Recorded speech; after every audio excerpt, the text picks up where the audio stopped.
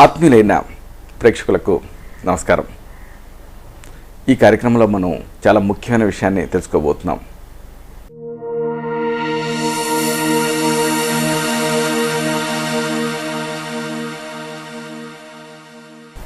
Coffee ఉపయోగాలు, అపకారాలు. Coffee ఈ రోజుల్లో ప్రతి మనిషికి ఒక ముఖ్యమైన భాగం అయిపోయింది. జీవితంలో చాలా ఇంపార్టెంట్ ఆస్పెక్ట్ అయిపోయింది కాఫీ. కొంతమంది రోజుకి ఒకసారి కాఫీ తాగుతూ ఉంటారు. మరి కొంతమంది రోజుకి 3 లేదా 4 సార్లు కూడా తాగుతారు. ఇంకా కొంతమంది ఉంటారు 7-8 సార్లు కూడా తాగుతారు. పూర్వం పల్లెటూళ్ళల్లో ఎవరైనా బంధుమిత్రులు కానీ లేకపోతే గొప్పవాళ్ళు కానీ ఇంటికి వచ్చినప్పుడు గౌరవపూర్వకంగా కాఫీని ఇచ్చేవాళ్ళు. ఇప్పుడు అలా కాదు. దాదాపు ప్రతి వాళ్ళకి కూడా ఉదయం పూట కాఫీ తాగటం ఒక అలవాటు కింద మారిపోయింది. ఇంకా చెప్పాల్సి వస్తే ఒక అవసరం కింద మారిపోయింది.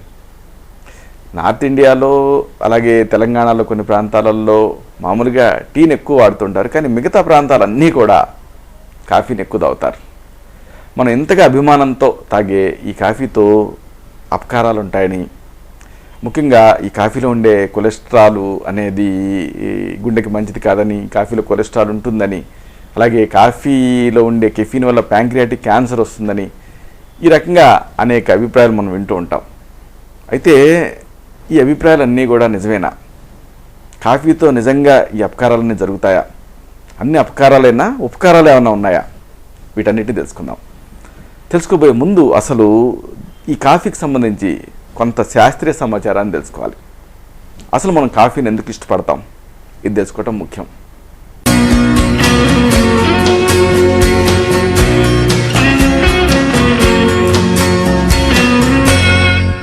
కాఫీ అనేది నిజానికి ఒక డ్రగ్. అంటే ఏమిటి? మత్తు పదార్థం లాంటిది. ప్రపంచవ్యాప్తంగా పురాతన కాలం నుంచి కూడా దీన్ని ఎక్కువగా ప్రజలు వినియోగిస్తూ ఉన్నారు. కాఫీలో ఉండే కెఫీన్ మిథైల్ జాంతిన్ అనే రసాయన మిశ్రమానికి సంబంధించింది. దీనికి మన సెంట్రల్ నర్వస్ సిస్టమ్ అంటే కేంద్ర నాడీ మండల వ్యవస్థ లోపల ఉండేటువంటి కొన్ని న్యూరో ట్రాన్స్మిటర్స్ని స్టిమ్యులేట్ చేసేటటువంటి సామర్థ్యం ఉంటుంది.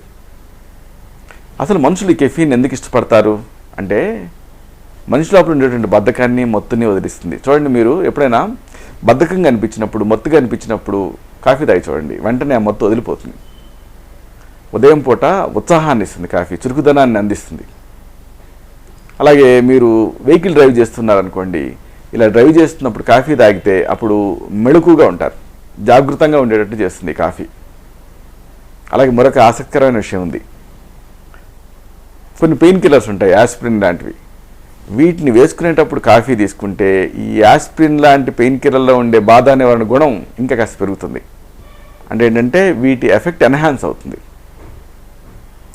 కొన్ని పరిశీలనల ప్రకారం కెఫీన్ రీడింగ్ స్పీడ్ని కూడా పెంచుతుంది. అంటే ఏంటి? చదివే వేగాన్ని, ఆ చదువు తాలూకు అర్థాన్ని అన్వయించుకునే శక్తిని ఇది పెంచుతుంది. ఇంటర్వ్యూలప్పుడు కానీ, వెర్బల్గా ఏదన్నా పరీక్షలు జరుగుతున్నప్పుడు కానీ, ఏదన్నా లెక్కలు చేస్తున్నప్పుడు కానీ, మ్యాథమెటిక్స్ ఇలాంటి టైంలో కాఫీ తీసుకుంటే మీలో ఉండేటటువంటి ఇంటలెక్చువల్ సామర్థ్యాన్ని కాఫీ వెలికి తీస్తుంది. ఇన్ని మంచి గుణాలు కాఫీకి ఉన్నాయి. అయితే ఇవన్నీ నాణ్యానికి ఒకవైపు. మరోవైపు కాఫీకి కొన్ని అవాంఛనీయ లక్షణాలు, కొన్ని ఫలితాలు కూడా ఉంటాయి. వీటిని కూడా మీరు తెలుసుకోవాలి.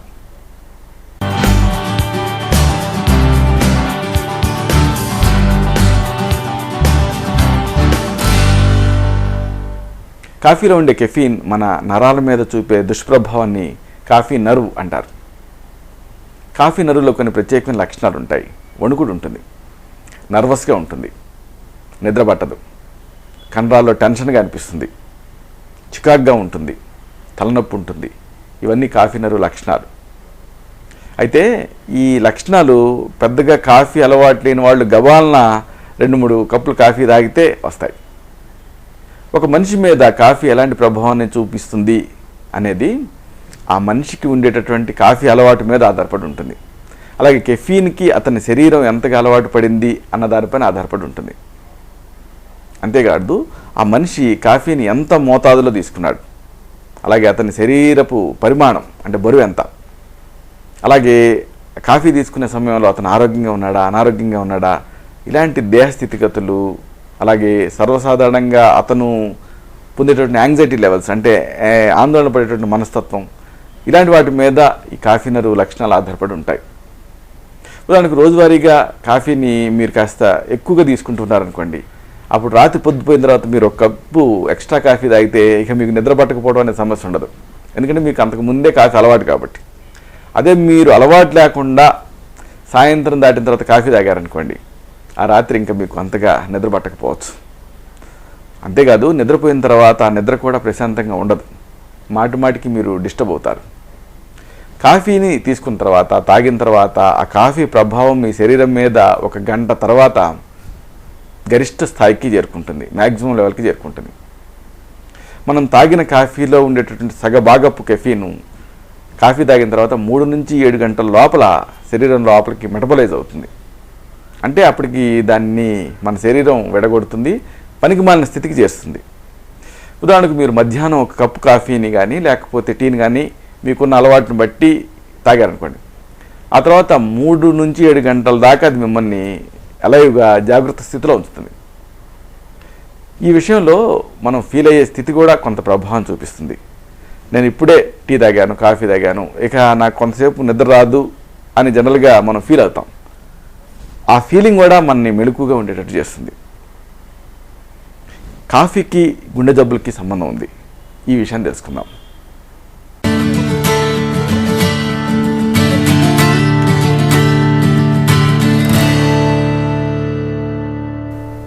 కాఫీ తాగితే గుండె జబ్బులు, ముఖ్యంగా కరోనరీ ఆర్టరీ డిసీజ్ లాంటివి వస్తాయని కొన్ని మెడికల్ రిపోర్ట్లు చెబుతున్నాయి. అదేం లేదు, మా రిపోర్ట్స్లో, మా పరిశీలనలో అలాంటి రుజువు దొరకలేదని మరికొన్ని మెడికల్ రిపోర్ట్స్ చెప్తూ ఉన్నాయి. ఏదేమైనా ఒకటి, అలవాటు లేని వాళ్ళకి కెఫీన్ అనేది బ్లడ్ ప్రెషర్ని పెంచుతుంది. అయితే ఇది ట్రాన్సియంట్, అంటే తాత్కాలికమే.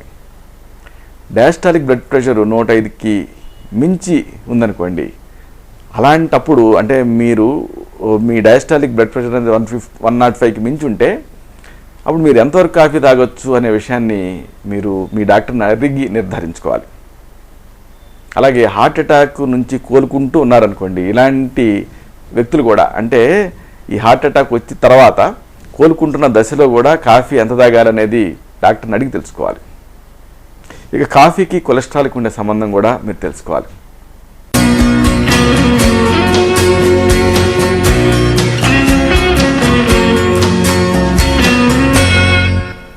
కెఫీన్ మన రక్తంలో కొలెస్ట్రాల్ శాతాన్ని పెంచుతుంది అన్న విషయంలో కూడా భిన్నాభిప్రాయాలు ఉన్నాయి. అనేక రకాల అధ్యయనాలు ఈ దిశగా జరిగాయి.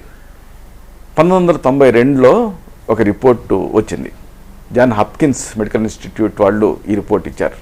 ఈ రిపోర్ట్లో ఏం తేలిందంటే, రోజుకి 4 కప్పుల ఫిల్టర్ కాఫీ తాగే ఆరోగ్యవంతమైన పురుషుల రక్తంలో కొద్దిగా కొలెస్ట్రాల్ పెరిగినట్లుగా నమోదైంది. ఇది మనకి అపకారం చేసే ఎల్డిఎల్ అనేటటువంటి చెడు కొలెస్ట్రాల్, అదే సమయంలో మనకి ఉపకారం చేసే హెచ్డిఎల్ కూడా రక్తంలో కొంచెం తయారైనట్టుగా ఈ రిపోర్ట్లో తేలింది. అంటే ఈ రెండిటికి 2 సరైపోయాయి. హార్ట్ అటాక్ పరంగా కాఫీతో జరిగే చెడు ఏది లేదని అనుకోవచ్చు. ఏదేమైనా రోజుకి 4 నుంచి 6 కప్పుల ఫిల్టర్ చేయబడని కాఫీ తాగితే బ్లడ్ కొలెస్ట్రాల్ పెరగటం ఖాయం. ఇది ఒక పరిశీలనలో తేలింది కాబట్టి కాఫీ మోతాదు పెంచకుండా చూసుకోవాలి. ఇక కాఫీకి డైజెషన్కి మధ్య ఉండే సంబంధం కూడా మీరు తెలుసుకోవాలి.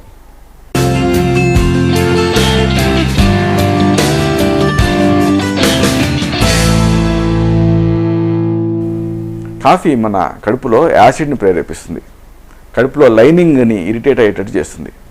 దీంతో అల్సర్లు తయారయ్యేటటువంటి అవకాశం ఉంటుంది. అలాగే కొంతమందికి గుండెల్లో మంటగా అనిపిస్తుంది, హార్ట్ బర్న్ వస్తుంది. అలాగే కడుపులో పుళ్ళు తయారవుతూ ఉంటాయి, అల్సర్లు. అలాగే ఛాతీలో తీవ్రంగా మంట వస్తుంది. కాబట్టి మీకు ఒకవేళ ఛాతీలో మంట ఉంటే అప్పుడు మీరు కాఫీ జోలికి వెళ్లకుండా ఉండటం మంచిది.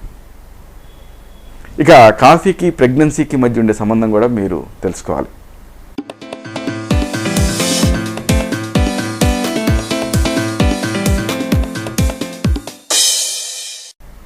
గర్భంతో ఉన్న స్త్రీ రోజుకి 1.5 నుంచి 3 కప్పులు కాఫీ తాగితే గర్భస్రావం అవడానికి 2 రెట్ల అవకాశం ఉంటుంది మామూలు వాళ్ళతో పోలిస్తే. 3 కప్పుల పైబడి కాఫీ తాగితే అప్పుడు ఈ అబార్షన్స్ అయ్యే రిస్క్ 3 రెట్లు పెరుగుతుంది. ఇది journal of the American medical association వాళ్ళ రిపోర్ట్. గర్భిణీ స్త్రీలు కాఫీని చాలా తక్కువ తాగాలి, వీలైతే అసలు పూర్తిగా మానేయాలి. అలాగే గర్భం రావాలి అని కోరుకునేటటువంటి స్త్రీలు, అలాగే గర్భధానం చేయదలుచుకున్నటువంటి పురుషులు కూడా ఈ కాఫీ పట్ల ఈ ఎఫినిటీని, మక్కువని చంపుకోవాలి. అలాగే గర్భస్రావ సమస్యలు లేకపోతే థ్రెటన్డ్ అబార్షన్స్ రిస్క్ ఉన్న వాళ్ళు కూడా కాఫీ తాగకూడదు. ఇక కాఫీకి డైజెషన్ కెపాసిటీకి మధ్య ఉండే సంబంధం కూడా తెలుసుకోవాలి.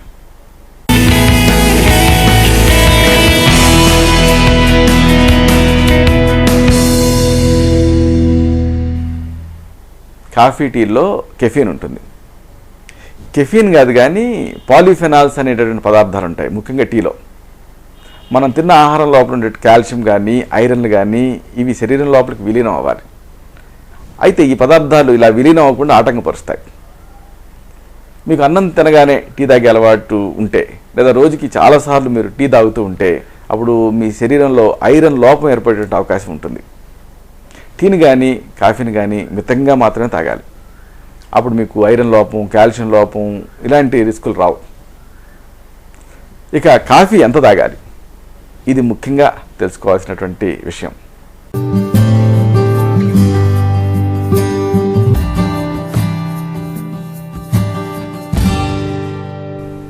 ఇప్పుడు మనం చెప్పుకున్నట్టుగా కాఫీని తాగటం మూలంగా అపకారాలతో పాటు ఉపకారాలు కూడా ఉన్నాయి. ఇది ఒప్పుకోక తప్పదు. అయితే అపకారం అంటూ జరగకుండా కేవలం కాఫీతో ఉపకారాన్ని మాత్రం మీరు పొందాలనుకుంటే ఎంత కాఫీ తాగొచ్చు అనేది తెలుసుకోవాలి. రోజుకి 3 కప్పులు.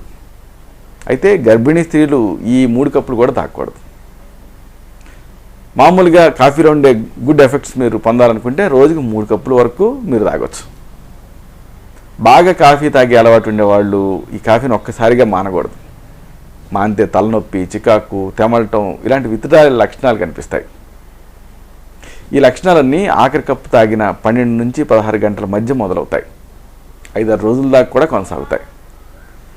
కాబట్టి ఇలాంటి లక్షణాలు మీకు ఉండే అవకాశం ఉంటే మీరు నిదానం మీద రోజు రోజుకి కొద్ది కొద్దిగా కాఫీని తగ్గించుకుంటూ రావాలి. ఇక కాఫీతో కొన్ని చక్కని ఉపయోగాలు ఉన్నాయి. అలాగే కాఫీకి సంబంధించినటువంటి లక్షణాలు, కాఫీ మీ శరీరం మీద చూపించేటువంటి ప్రభావాలు, వీటిని కూడా తెలుసుకోవాలి.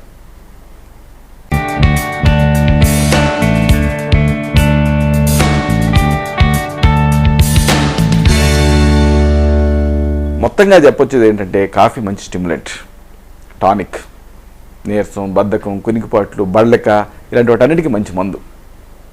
కడుపు, పొత్తి కడుపు వ్యాధుల్ని ఇది నివారిస్తుంది. కలరాలో వాంతులు తగ్గిస్తుంది.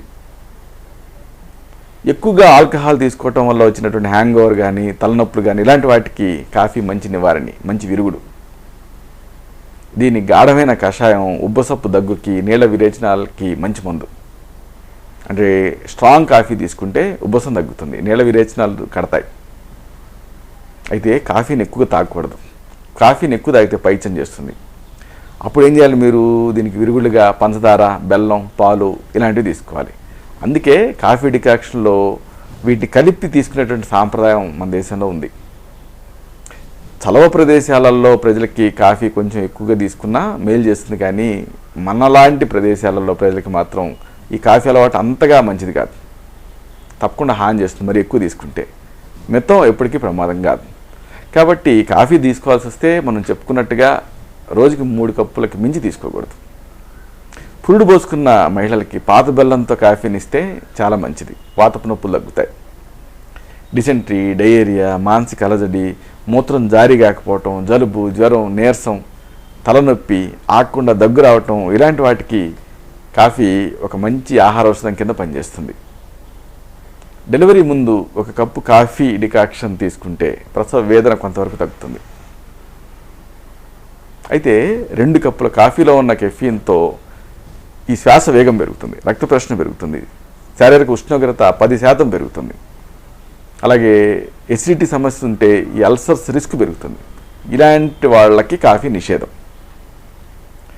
ఎక్కువగా కాఫీ తాగితే మూత్ర విసర్జన ఎక్కువ అవుతుంది, కిడ్నీ సరిగ్గా పనిచేయకపోయే రిస్క్ ఉంటుంది, మానసిక ఆందోళన కూడా పెరుగుతుంది, నరాలు బలహీనం అవుతాయి, అలాగే కడుపులో అల్సర్స్ పెరుగుతాయి, అలాగే రక్తపోటు పెరుగుతుంది, గుండె దడ పెరుగుతుంది, నిద్ర పట్టదు. చిన్న చిన్న విషయాలకు ఆందోళనగా అనిపిస్తుంది. అలాగే ఫ్రీక్వెంట్గా ఎక్కువగా తలనొప్పి వస్తూ ఉంటుంది. మగవాళ్ళు అయితే సంభోగ సామర్థ్యం సైతం తగ్గుతుంది, ఆయుష్ క్షీణిస్తుంది. కాబట్టి పరిమితంగా కాఫీ తీసుకోవాలి, అంటే రోజుకి 3 కప్పులు కాఫీ తీసుకోవాలి. కాఫీ ఎక్కువగా తాగే అలవాటు ఉంటే వెంటనే తగ్గించేయండి. మితంగా తాగే వాళ్ళకి మాత్రం ఇది మంచి ఉత్సాహాన్ని ఇస్తుంది. అయితే పిల్లలకి కాఫీ ఇచ్చే అలవాటు కనుక ఉంటే మీ ఇంట్లో ఈ అలవాటుని మానేయండి. ఈ రకంగా కాఫీని మీరు ఔషధం కింద గుర్తించి తీసుకుంటే దీనివల్ల అన్నీ ఉపయోగాలే. అలా కాకుండా దీన్ని యథేచ్ఛగా వాడితే మాత్రం కాఫీతో అపకారం తప్పదు. ఇది కాఫీకి సంబంధించిన సమగ్ర సమాచారం. మళ్ళీ ఇదే కార్యక్రమంలో మనం కలుసుకున్నప్పుడు ఇలాంటి మరొక ఆసక్తికరమైన అంశాన్ని తెలుసుకుందాం. శతం జీవ శరదో వర్ధమానః, శతం హేమంతాన్ శతం వసంతాన్, 100 శరత్తులు 100 హేమంతాలు 100 వసంతాలు వర్ధిల్లుతూ జీవించండి.